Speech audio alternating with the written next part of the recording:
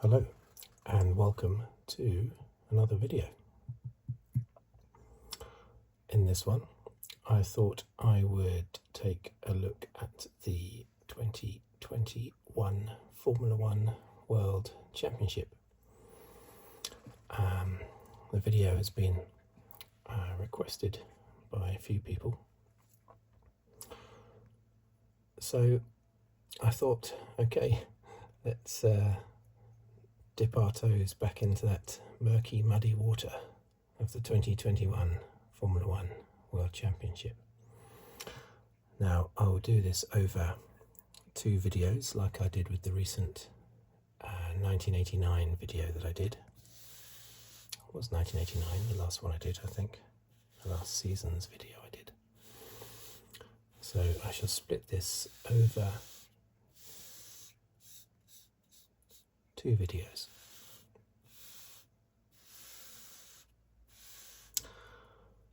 Very contentious season, and I still haven't got over it to this day. Now, before I get accused of any favouritism, I don't think there's anyone out there, whether they are a Hamilton fan or a Verstappen fan, that believes, apart from Christian Horner of course, that believes that the championship was ended fairly. Some will argue Hamilton deserved it over the whole season, some will argue Verstappen deserved it over the whole season, but I don't think there's any doubt that the way it ended was an absolute shocker. And that's why I struggle to get over it. Had Hamilton retired from the race or had an accident himself on the last lap or something, that would have been painful, but not the same as this. This was terrible. Anyway, I've jumped to the end there, but as I say, I've had Verstappen fans comment on my channel about how they believe that it was ended. It had a terrible ending and Hamilton should have won the championship. They believe that Verstappen should have won it over the whole season, but going into that last race, looking at that last race, they believe Hamilton should have had the win in the championship, and would have, had the rules been followed properly. Although, as we will discuss in the second video, towards the end of the second video, Michael Masi, of course, had a lot of pressure on his shoulders coming from both Christian Horner with his, it only takes one lap for us to take the lead and win the championship. Michael, come on, you can do this for us. But of course also Toto Wolff saying to Michael, don't let this finish under a safety car. Don't let this end under a safety car. I bet Toto regretted those words afterwards. I'm sure he said that, didn't he? Safety car. Didn't say red flag, did he? But anyway, he wanted a racing finish, Toto, until the end of the race when he suddenly desperately didn't want a racing finish. So Michael Masi was under a lot of pressure. But anyway, I'll discuss that in the second video. So this is not going to be a review of all the technical changes going into 2021. I'm just going to dive straight in with the actual championship.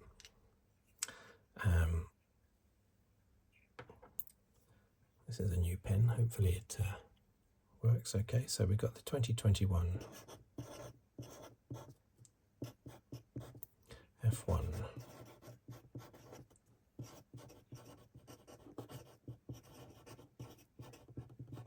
World Championship.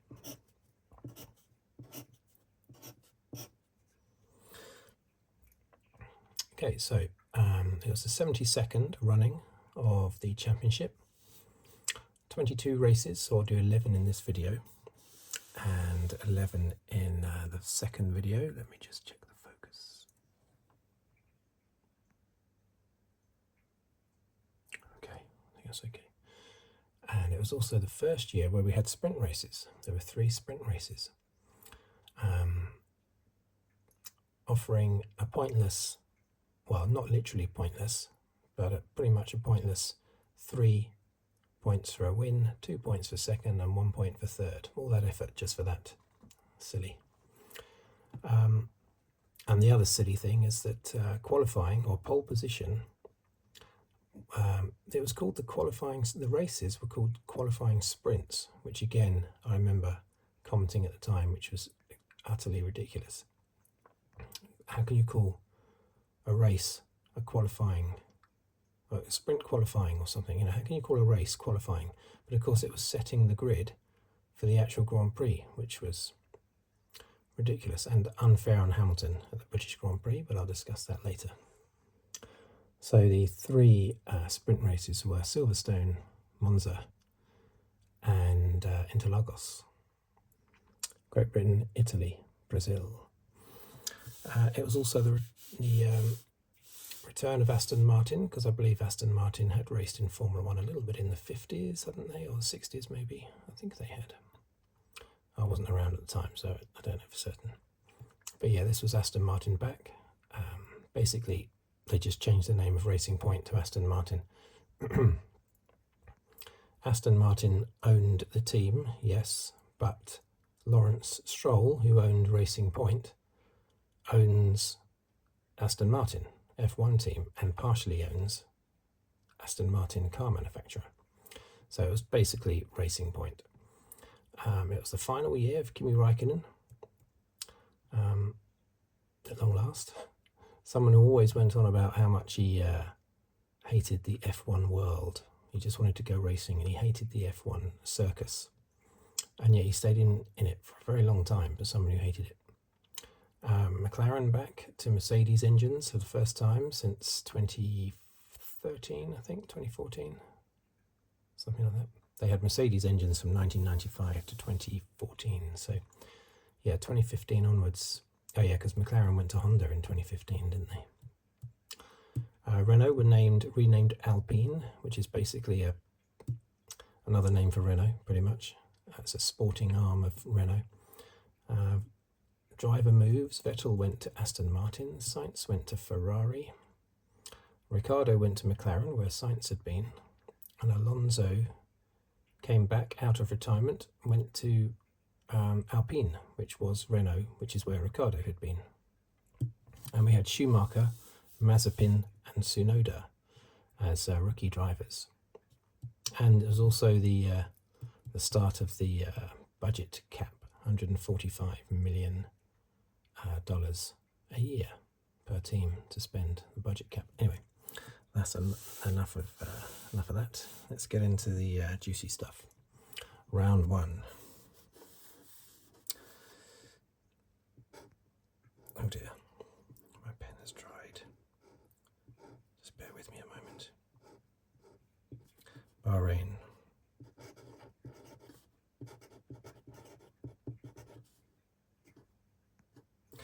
Now, there's a couple of races, 2 or 3 races in the season where I can't really remember much of what happened. I remember who won, but not much else.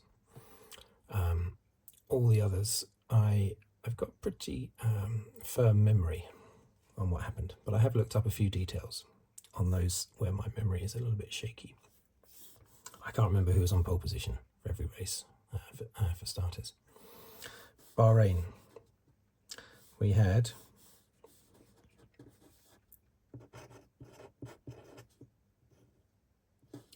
pole position was Max Verstappen. I'm just going to put VER because I'm a bit worried about space. Max Verstappen on pole position. Now, I remember this race because I remember it being Hamilton getting one over on Verstappen when they were doing their jousting. It was great. Verstappen led away from the start. Hamilton was passed on lap 40. I'd forgotten that particular detail, so I had to look that up. And then, but what I do remember clearly is Verstappen trying to pass Hamilton after their stops. And he did actually temporarily get past him on lap 53, but he went off the track. Verstappen went off the track, and the team immediately said he didn't, of course, but he did. Verstappen probably said something like, "Yep, standard, of course. Yep, of course. Yep, standard." Which he always says whenever the stewards tell him he's done something wrong. It's a fantastic duel. Either one of them could have won the race. But in the end, it was Hamilton that held off Verstappen in much the same way that Hamilton held off Rosberg in 2014 in Bahrain, which was also a fantastic race. So, first place. How am I going to write this down exactly? Maybe right to first, second, third there, and then maybe. Okay, let's go with. I'm going to do this. That's if the pen doesn't dry out first, of course.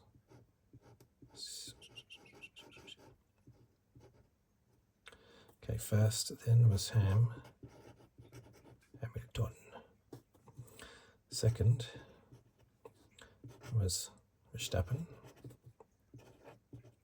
Third, who was third? Bottas. There you go.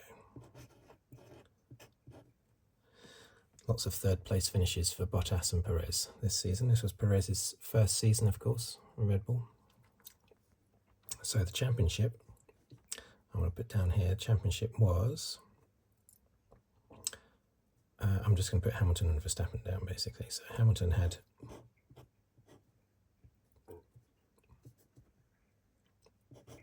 let's do capitals.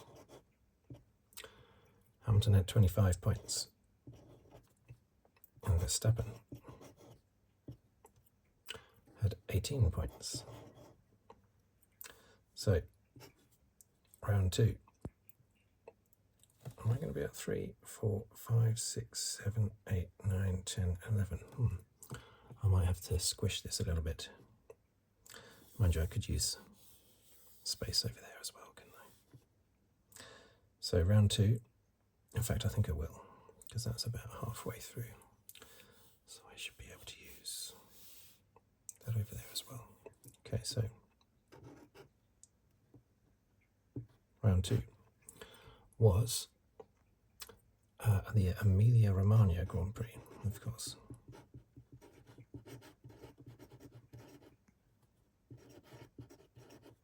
At Imola, what many of us still like to call San Marino. Even though, as I've said many times before, San Marino is not technically correct. It wasn't correct back when it was the San Marino Grand Prix, because the race was never actually held in San Marino. It was held in the Emilia-Romagna area of Italy. But they couldn't call it Italian Grand Prix number 2. They hadn't thought of calling it Emilia-Romagna. And they couldn't call it the Italian Grand Prix because there was already an Italian Grand Prix at Monza, so they called it by the nearby Principality, San Marino. But it's very difficult for me and others to lose the whole San Marino title. Anyway, pole position, Hamilton. Now, I do remember this race very clearly. This was the race with the big, where Hamilton was very lucky, actually. Verstappen led from the start. It was in wet conditions, very wet. Hamilton spun off in the wet and was stuck in the gravel trap for a long time. Sort of like between half a minute and a minute, I think he was stuck in the gravel trap before he managed to reverse his way out, amazingly. But then and then he was at the back of the field, miles down, and then Russell and Bottas smashed into each other. Let me put this on there, they might stop me trying it. Russell and Bottas crashed. Russell in the Williams, Bottas in Mercedes. Pretty much Russell's fault. I think it's the general opinion there. Pretty much Russell's fault. That brought out a red flag, and Hamilton was able to restart, fresh tyres, charged through the field, got past Norris with just a couple of laps to go, and finished second when he should really have had 0 points had it not been for his teammate being involved in an accident. That's not a conspiracy theory, by the way. Bottas didn't do anything deliberate, and it was Russell's fault anyway. So that was a win, comfortable win 4. Oh, come on. I remember thinking after the first race that even though Hamilton won it, I thought, wow, this is going to be a proper championship this year. We have got a proper championship on our hands. And I certainly thought that after Emilia-Romagna. So first was Verstappen, second was Hamilton, third. Who was third? Was it Norris? It was Norris, wasn't it? Or was it Norris? Yeah, it was Norris. Yeah, he held on for third. So that then meant that the championship, again, Hamilton was leading still. He had 44 points to Verstappen's 43. Very exciting. But it still didn't mean, yes, I did think we had certainly a championship that would be closer than previous seasons, but I still thought Hamilton was going to end up winning it with like a couple of races left or something. I still didn't doubt that Hamilton was going to win it at this stage. There was a few races later, probably Monaco onwards, where I started to think, hang on a minute, Verstappen's the favourite for this. Because we have had championships in the past where they've been very close after a few races. I mean, what championship was it where, was it 2022? Yeah, 2022, where Verstappen and Perez were pretty much level on points after about 4 or 5 races. And yet, of course, that was only ever temporary, that position. So, round 3.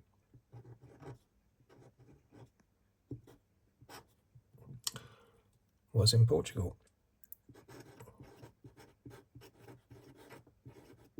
Portimao. And the Portuguese Grand Prix had come back during the pandemic. And it's a shame that it's gone again now. We always had a Portuguese Grand Prix in the 80s and 90s. That one was at Estoril. This Grand Prix was at Portimao. Right, so Portugal, the pole position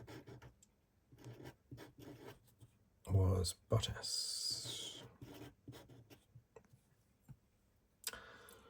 What happened in that race? Oh yeah, Bottas led. Hamilton, it was a Mercedes out front basically, and Bottas was comfortably out front, but Hamilton eventually got past him and won the race, and then Verstappen got past Bottas as well. I think it was Verstappen held up in the pits or something. I can't remember exactly. But anyway, comfortable win, I think, for Hamilton, from what I remember. Second was Verstappen. And third was, Bottas. Okay, so that left the championship. Hamilton with 69 points. And Verstappen, 61. Round 4. I hope this is, I think it is focused. Okay, so Spain, Spanish Grand Prix.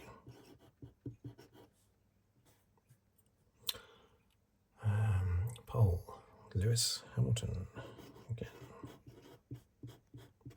I can't remember any of the pole positions. It's not normally something that I remember at all. That was actually his 100th, though, it says here, 100th pole position. I might as well make a note of that. 100th. I didn't know that until I looked it up. It's 100th pole position.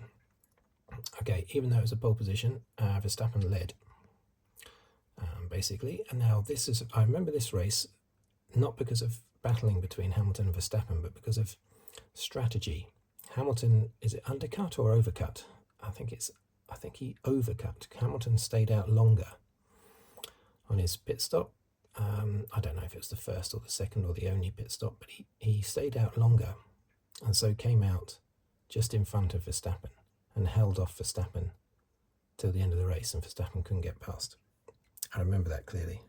And I remember thinking, after that, Right, this championship, Hamilton is going to run away with this championship. Verstappen has put up a good fight.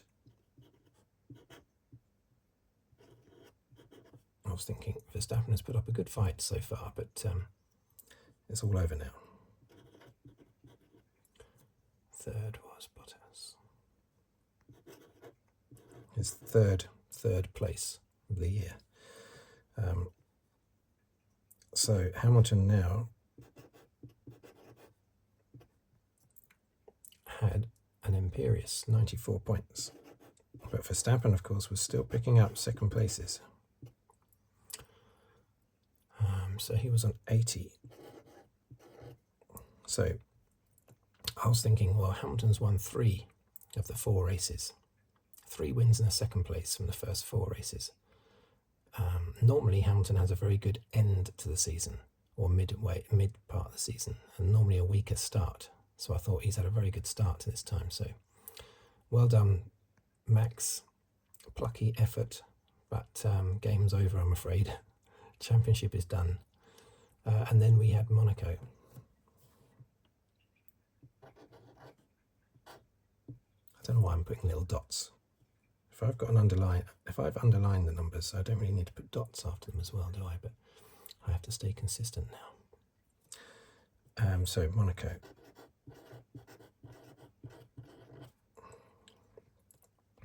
Should I underline? Maybe I should. Just do that as well, maybe. So we had Monaco. And pole, I remember this pole position, was Leclerc. But he had an accident in qualifying, and wasn't there a lot of suspicion that that was deliberate? He set the fastest lap and then had an accident, and other cars that were behind him that were set to go faster, maybe Verstappen, Hamilton, they had to abandon their laps. And it was a little bit like Schumacher in, was it 2005, 2006, with Alonso at Monaco, when Schumacher had that, pretty much admitted deliberate accident after setting the quickest time. But he was kicked out of qualifying for that. Here, Leclerc kept his qualifying spot, but he had damaged his car, and this wasn't deliberate by Leclerc at all. And he had damaged his car to the extent that he couldn't start the race. I remember he retired on the warm-up lap, so formation lap. So believe me, I'm not suggesting that Leclerc did anything deliberate. Okay, crashing after qualifying, not at all. It just looked bad, and I remember some of the other drivers and teams sort of shaking their head and rolling their eyes over it, but certainly wasn't deliberate. So Monaco. Now, I can't remember why this. I think Hamilton had a very bad qualifying and just couldn't recover. Verstappen just won from start to finish. Hamilton was nowhere. He came 7th.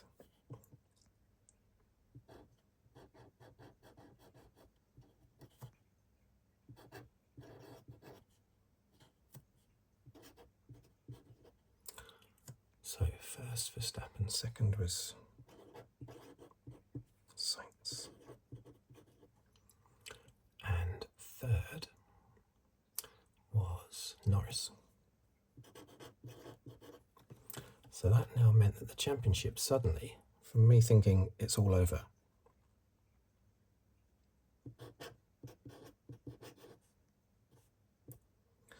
Verstappen suddenly jumped into the lead.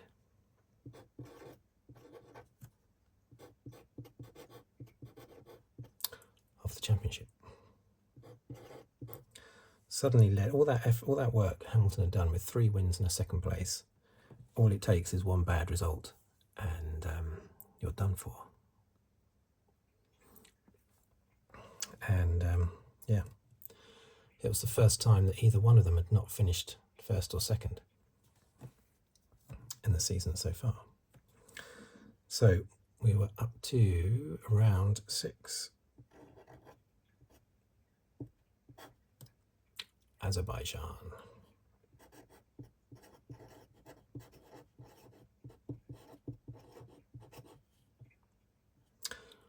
You know what I like about Azerbaijan? Simply the name of the country. I like the fact that it spells pretty much as it's pronounced. If I didn't know how to spell Azerbaijan, that's how I would guess it was spelled. I like that. Right.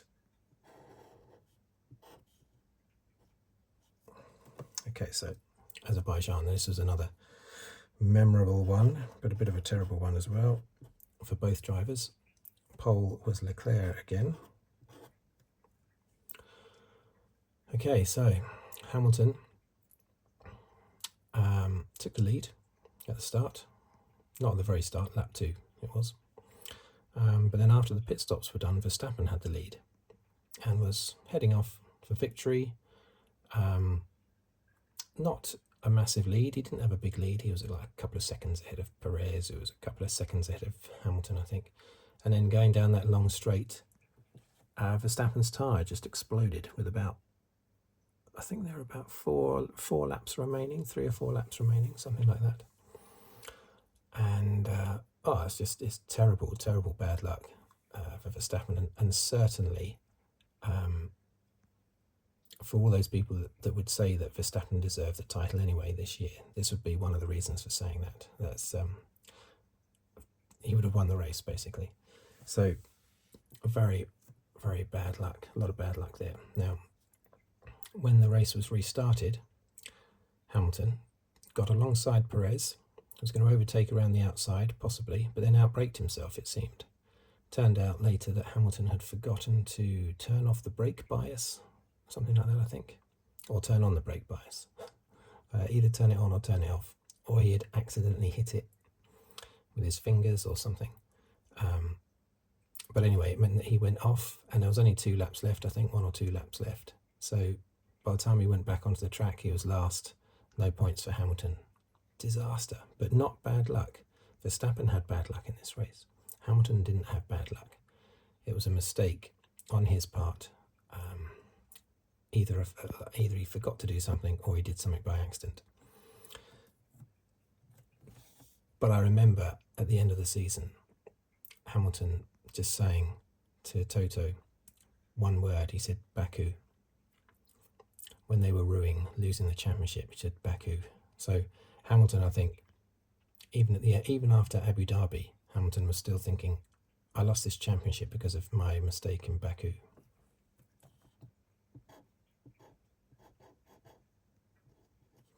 Can't say that for certain, because had Hamilton won that race or finished second to Perez, that could have altered how the rest of the championship played out. How Verstappen drove in the rest of the championship, you don't know. So you can't say that all the other races would have played out exactly the same way had Hamilton not lost all those points. So first was Perez, sort of by accident, but yeah, that's his first win in a Red Bull. Second, amazingly, was Sebastian Vettel in the Aston Martin.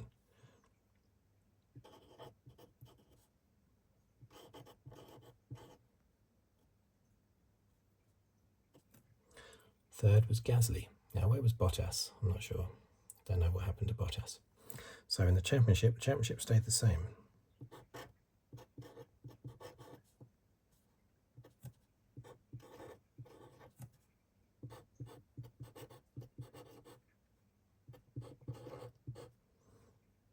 It was one of 2 races during the year where neither driver scored any points, the other one being Monza, of course.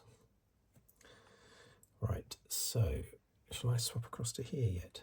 I've got 5 to do. Maybe I do. 7th there, and then I could do 8, 9, 10, 11 over here. Yeah. Okay, so round 7.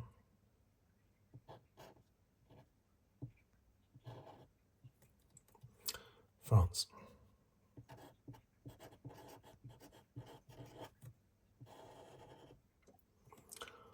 France. I don't make this video too long. It's taken quite a long time, isn't it? Now, pole was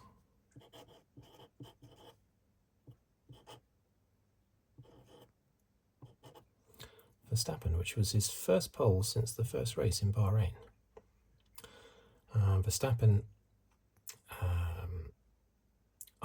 that's right. I'd forgotten this detail until I looked it up, but Verstappen did a two-stopper. Hamilton did a one-stopper, as did Bottas. Most of the drivers did a one-stopper. Verstappen did a two-stopper. And when he came out of the pits after his second stop, he was 18 seconds off the lead. But he came charging through. He passed Bottas, and then he passed Hamilton on the penultimate lap to win the race.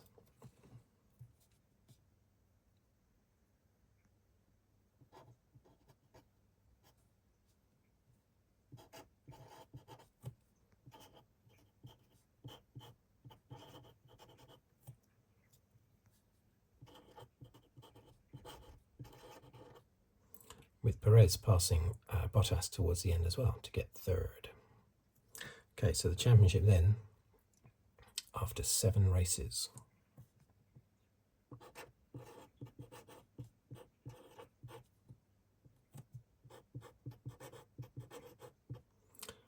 Verstappen 1-3-1, Hamilton 1-1-9. Okay, so this is where I jump across here then. And I'm going to put round number 8 just here, I think. Or maybe here, yeah.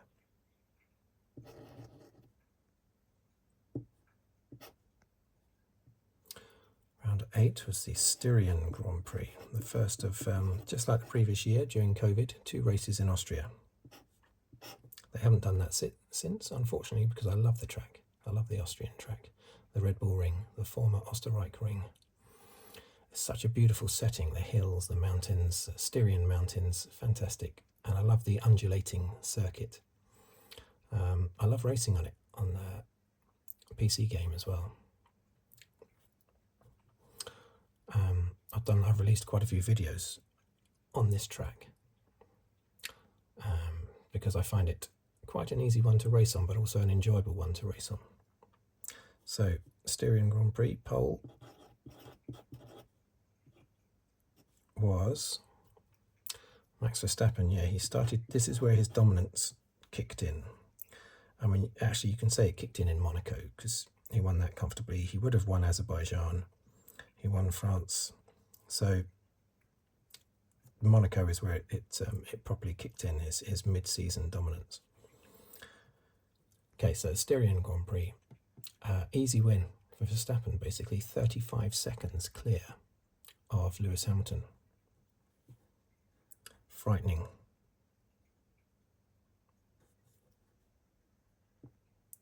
First was Verstappen.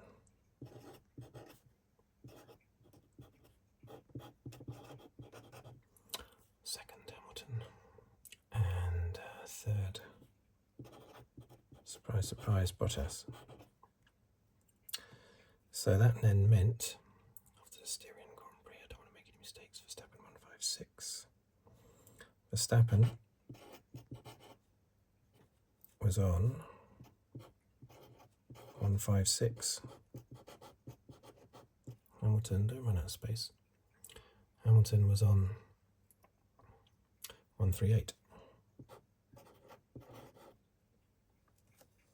And you see now, that's real daylight appearing between the two, worryingly.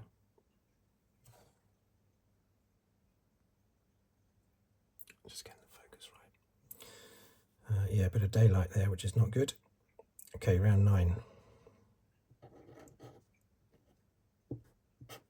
was the Austrian Grand Prix because it was a double header at the RedBull Ring circuit.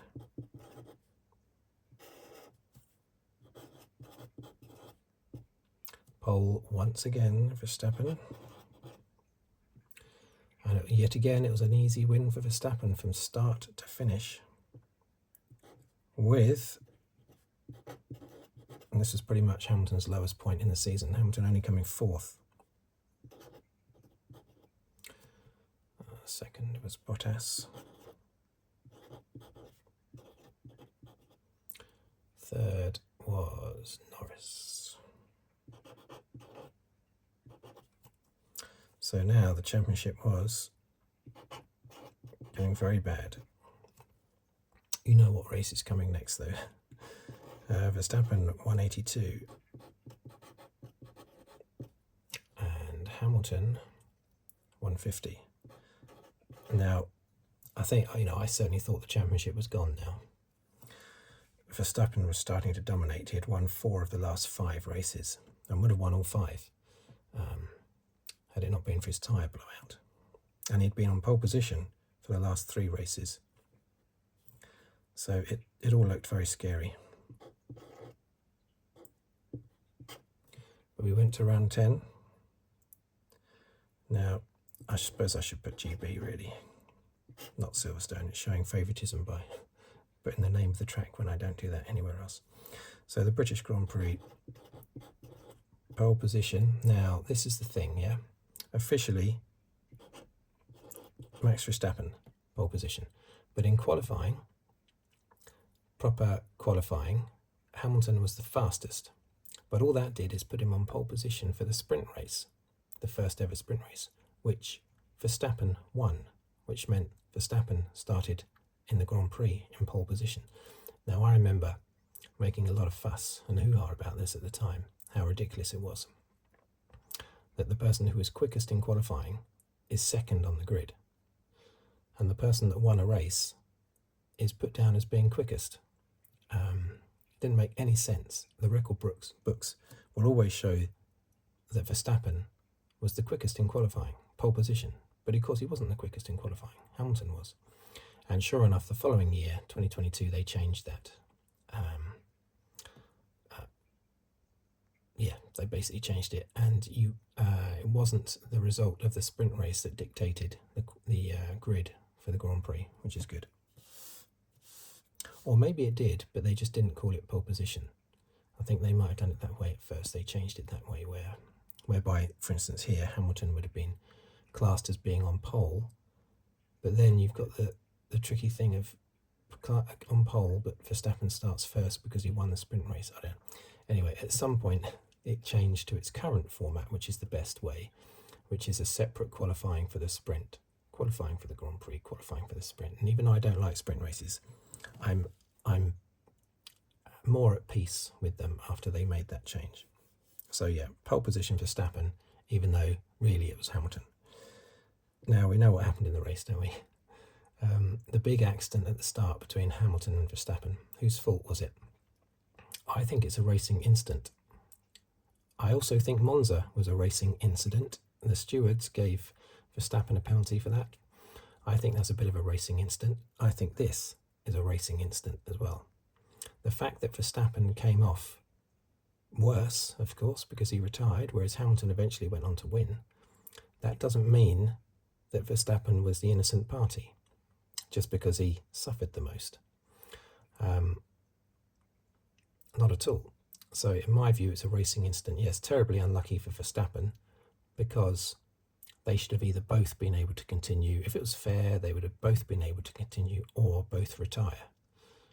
To have one retire and the other one continue and win the race is very galling for Verstappen and the team and Red Bull. So I sympathise with their bad luck, the fact that they were the only one to retire, but I do believe it was a racing incident, that accident.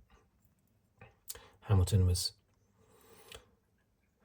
partially alongside, I can't remember how far. Did I get the ruler? I probably had a ruler on the TV at the time measuring it, but I know that he was partially alongside. And yes, it was. You could argue it was Verstappen's corner because he was mostly in front, of course.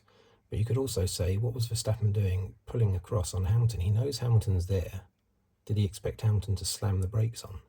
Hamilton's right there. He's already up the inside of Verstappen. He's not fully alongside, but he's about, I don't know, a third of the way alongside Verstappen. And then Verstappen just commits suicide by moving across on Hamilton. Why would he do that? But that's what a lot of aggressive drivers do. Verstappen, Senna was the same. It's like, get out of the way, otherwise we're going to have an accident. And I think that's pretty much what Verstappen was thinking. But Hamilton had said earlier in the year, after an aggressive move. I think it was at the Emilia-Romagna Grand Prix when Verstappen got past Hamilton at the start. I remember now. It was a very aggressive manoeuvre by Verstappen. And I remember Hamilton saying, right, that's it. From now on, I'm going to do it the same way Verstappen does it. And so Verstappen was sort of beaten at his own game there. But I do think it was a racing incident. Neither of them was fully to blame. They were both partially to blame. It was an optimistic move at that speed going into the corner for Hamilton, but also Verstappen just moved across on Hamilton even though he knew he was there. So there you go. They should have either both continued or both retired. Hamilton had his 10-second penalty because officially, I suppose, because he was the one that was slightly behind, it was judged that he was at fault. I thought this pen would dry whilst I was doing this Grand Prix because I'd be talking about it a little bit more.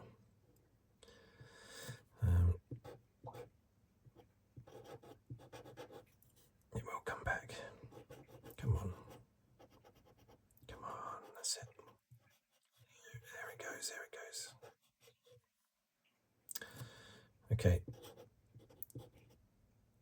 Hamilton came back from his 10-second penalty. He passed Norris, Bottas and Leclerc, I believe.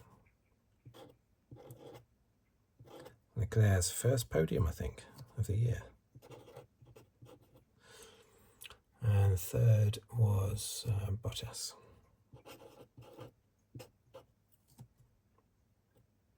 Nearly a win by Leclerc there, but not quite.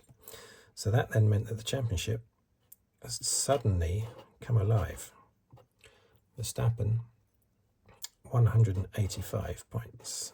Hamilton, 177 points. Suddenly Hamilton bounced straight back. That's for any British fan, that's the perfect Grand Prix to go to. Unfortunately, I wasn't there. It's a perfect one. Not only is it a great race, seeing Hamilton come through, it's got controversy in it, which is always interesting. He's come through, he's overtaken Leclerc with about 2 laps remaining.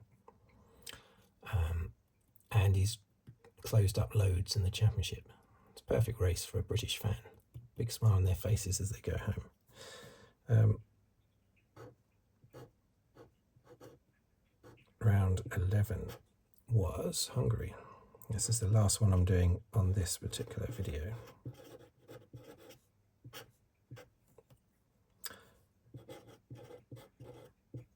Pole position was Hamilton. Now, again, this was a lot of bad luck for Verstappen, this race.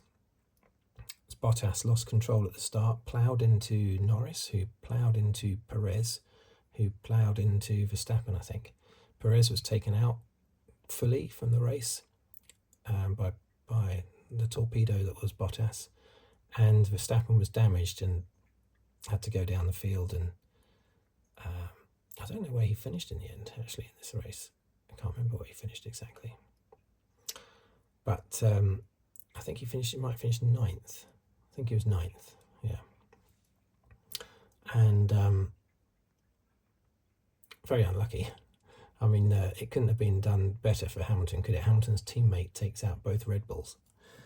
It's terrible, terrible.